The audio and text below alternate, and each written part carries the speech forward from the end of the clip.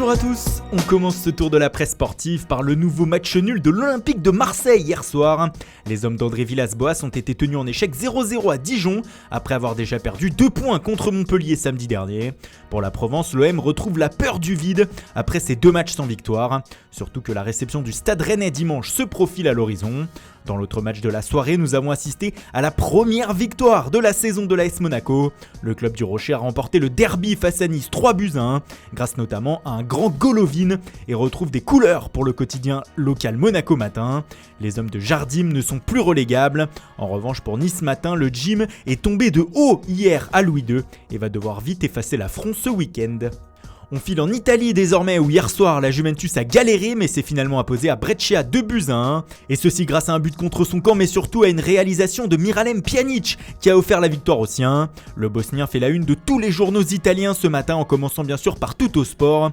Le quotidien pro-turino a écrit qu'hier il y a eu plus de Pjanic, donc plus de Juve. Nous avons eu le droit à un Pjanic de haute volée pour la Gazzetta dello Sport qui signale que la Juve a dû encore effectuer une remontée au score.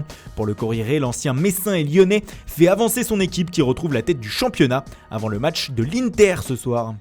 Victoire de la vieille dame hier soir et succès aussi pour le FC Barcelone en Liga. Les Catalans ont disposé de Villarreal au Camp Nou 2-1 et se rassurent après la défaite de samedi dernier. Enfin, ils se rassurent eux-mêmes, mais pas la presse catalane ce matin. Pour Sport, ce succès met 3 points de suture sur la blessure profonde qui est présente au sein de l'effectif. En parlant de blessure, Lionel Messi a dû sortir à la mi-temps après une alerte à l'adducteur. Il pourrait manquer le match à Retafe samedi. Ça n'empêche pas la Boulga de faire la une avec Antoine Griezmann, puisque la célébration du Français dans les bras de l'Argentin a fait beaucoup parler en Espagne. On retrouve d'ailleurs la même image en une de Mundo Deportivo. Une réaction avec des obstacles, titre le média, qui revient sur la blessure de Messi mais aussi sur les sifflets du public adressés à Luis Suarez. Preuve que la soirée n'a pas été 100% satisfaisante, loin de là. C'est un succès sans être propre pour les Sportiou, qui fait lui aussi sa une sur Griezmann et Messi après les différentes polémiques qui ont eu lieu depuis l'arrivée du champion du monde au Barça. En Angleterre, c'était soir de League Cup et soir d'exploit pour le club de 4ème division de Colchester. Le club situé dans l'est de l'Angleterre a éliminé Tottenham, finaliste de la dernière Ligue des Champions au tir au but lors de ses 16e de finale. Les Spurs ont été humiliés par Colchester, écrit le Times, et laissent encore échapper une compétition où ils auraient pu remporter un titre. Pour le Sun, Pochettino a pris une nouvelle claque en plein visage avec cette élimination. Comme le rapporte le Guardian, c'est Lucas Moura qui a manqué le dernier tir au but et donc officialisé la sortie de route de son équipe. Dans un autre 16e de finale de la soirée, Manchester City s'est baladé à Preston North End 3-0. C'était facile pour les Citizens, comme l'écrit le Manchester Evening News ce matin.